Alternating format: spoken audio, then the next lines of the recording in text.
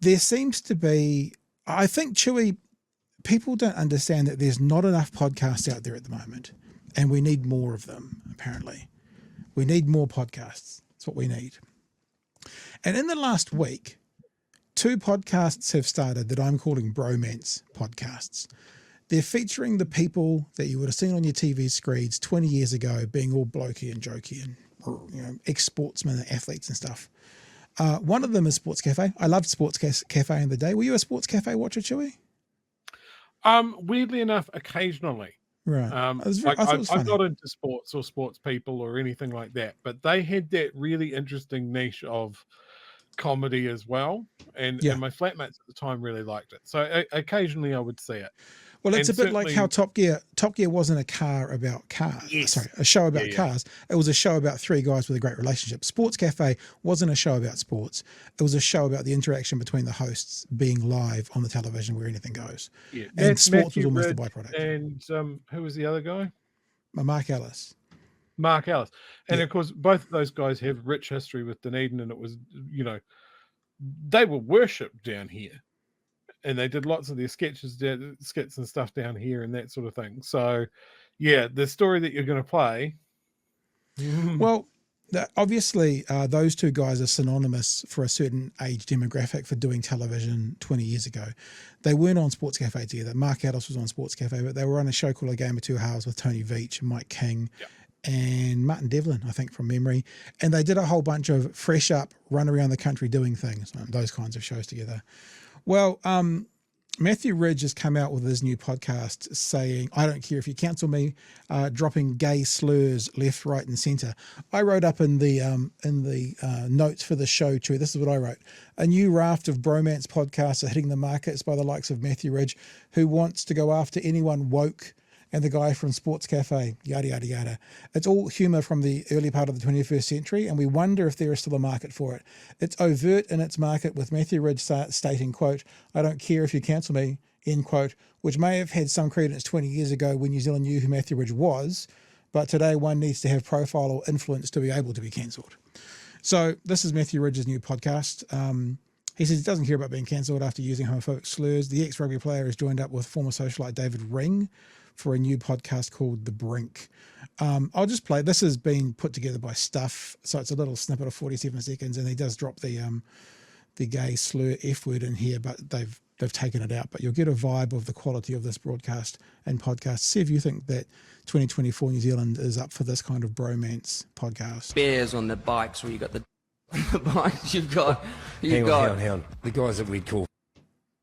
I don't care if you cancel me either. I think you can't cancel it because I'm here and I'm not getting offended. You know, it's just a word. But at the same time, it's like, that says more about you than me. You know, what do you mean? No, it just says that I felt uncomfortable because you were dressed like a queer, like a raving freak.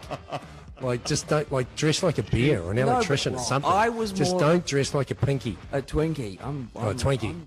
So you get the vibe. You get the vibe of what they're all about. I don't know who the socialite is, but he's gay and married to a very wealthy man apparently. So that's why it's okay for him to use those words. So there's one, Chewy. Now I won't give you my thoughts around Sportscafe. But Rick Salizzo has been quite good at doing this kind of thing, and the podcast is called Sportscafe-ish, because obviously it's not Sportscafe because that would require too much of an investment. I've got a few minutes here actually, and this person in the corner. I'm sorry, I don't know who that is either, but he is a little person, and they spend the first part of the show asking what he's supposed to be referred to as, and he ends up telling them, just call me by my name. And he is the person who is in charge of keeping them politically correct. So these guys have gone down a different path. They've almost gone down the self-deprecating path of, are we allowed to do this kind of thing today that we did 20 years ago? So they're kind of acknowledging it. Have a listen to a little bit of their podcast that I took off earlier this afternoon. We have a sponsor, which is not... Shit. Oh, boy. Sorry. Oh. Yeah, who's the sponsor? TAB.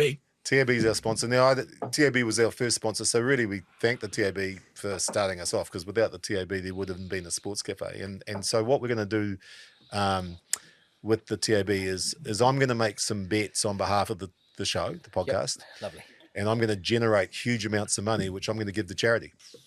That makes sense, and then we Great. can mock people. Yeah, and then we'll build up some credits. Including ourselves. Yeah, we'll build up some credits from all the good works that we do. So Do we you can choose then the mock. charities, or do we all choose them?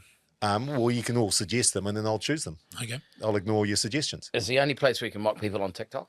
Yeah, no, you can do it everywhere. Instagram's like Facebook. You got to be a bit picky and choosy with your content, but TikTok, because there's so much out there. How about TV? Is that still a thing? Well, they're not so much. Okay. Yeah, you have a television, but no one watches channels anymore. Okay. Yep. Yeah. So TV is not because we were on TV one time, weren't we? Yeah. It's not a thing now. No. Okay. No. Well, no, I mean It's still they're a all thing. so woke in PC TV these days that if you did something that offended 3 or 4 people and they got vocal about it, then that show would be cancelled. What's going to happen When we're on TV's for about like 4 feet thick. Yeah. You know, Tube. They weren't even flat screens. No. And you could complain to the BSA and nothing would really happen to you. These days, people click 2 buttons and you're Actually, funny you should say that, because when we did Are the people TV going to be show, able to comment on this show? Mm-hmm. Oh God. YouTube, TikTok, everything. So when we were doing Sportscafe for TV New Zealand, we had a person full time on complaints just for us. Would you mind if I just sort of poured a bit of cooking oil all over you and maybe had a wrestle?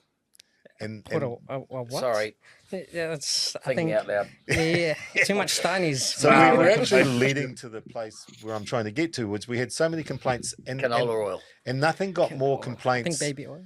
Nothing got more complaints baby than this. Hey. Well, hey, this is a bloody deep negotiation. I know it's a private moment, but you can't have a private moment when we're doing a public podcast. There's nobody else in here. Well, there's 3 other baby oil. And, what was the first thing? Speedos. Well, I was saying cooking oil, like glaze yourself like a Christmas ham, and we'll hydraulic oil. Hey? I think that's stereotyping, and it's not silly, but gear oil with some sand in it. Did you something a grease gun? There you go. So there's actually quite a lot of Sports Cafe vibe to it. Chewy, 2024. What do you think? Lots of people saying, "Where's the funny?" Christ, that was painful. That was painful. Like, I saw a couple of comments in the chat going, "Where's the funny bit?" Yeah, I put that one up. just rambling, like, oh, I don't know. Does it feel like these guys are taking another grab at some relevance, but doing it in exactly the same way that they tried 20 years ago? I think you'll find. I mean, I've got no idea, but I think you'll find that Marc Ellis. Remember, his company Charlie's was sold. I think he got $18 million out of it. He doesn't need relevance. He's fine. And I think you'll notice the way he speaks and his humor, whatever. His way hasn't changed at all. So he's still doing what he's doing. The question is it going to work in this year? Like I see someone in the chat, I loved it for someone who watched the old shows. It's funny. Like I can kind of get that vibe as well, because it does feel a bit like Sportscafe, and I used to watch Sportscafe. But I'm really interested now in this world. Like, for example, let's just tell you what's going to happen, right? Matthew Ridge thing will disappear and be gone very, very shortly. The thing about doing podcasts is you've got to be really consistent, and you've got to be able to churn them out, like one a week, whatever you're doing. It's got to be a regular, and that's not going to survive. It won't last. It'll be gone. Trust me. There's my first prediction. This one, they've got to sponsor Sportscafe.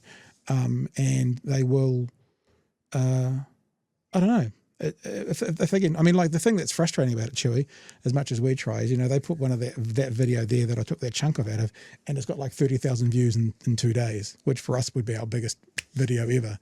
Yeah, there you go. It's already got 23,000 subscribers. So maybe there is a vibe for it. I mean, look, I'm going to have to be real careful, because there's an adage of people in glass houses shouldn't throw stones. I'm a white male comedian on a podcast.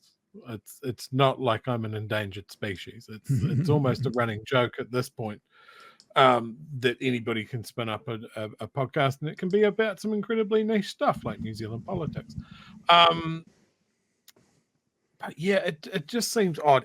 Everything has an audience, except us, apparently, according to some of the text.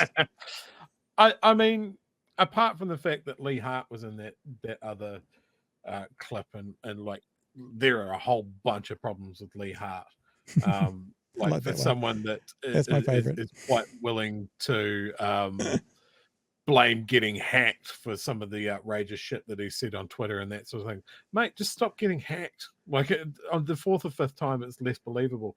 The clip with Matthew Ridge, however, like when I read the transcript of that, I was like, holy shit. Yeah. Like, it's not nudge, nudge, wink, wink. He's just out there. Yeah. Using the old slurs. Speedo cops should be in fucking Te Papa. I don't care who knows it. Like I was a big fan of Lee Hart and Moon TV. Yeah. I think I'm one of 12 people that have actually seen Moon TV. It was so stupid. It was pretty big at the time. I loved it. But in substitution of Moon TV, I would like to put out there Back of the Y. Yeah. Back of the Y, peak New Zealand television from the early 2000s. Absolutely amazing. Ice TV from the 90s. Yeah. I don't know. Look, will they have the staying power to go on? Will they have the audience to go on? Who knows? Maybe they've got the audience. Joe Rogan's still able to do. Well, is he still the most popular podcast on the planet? Yep. That's disheartening. But remember, he's also basically owned or licensed exclusively by Spotify. So Spotify push him out to all of their people. So of course the numbers are going to be massive. Max Key's got a podcast, I assume. Probably everyone does. Yeah, everyone's got a podcast. So yeah, find your tribe, I suppose.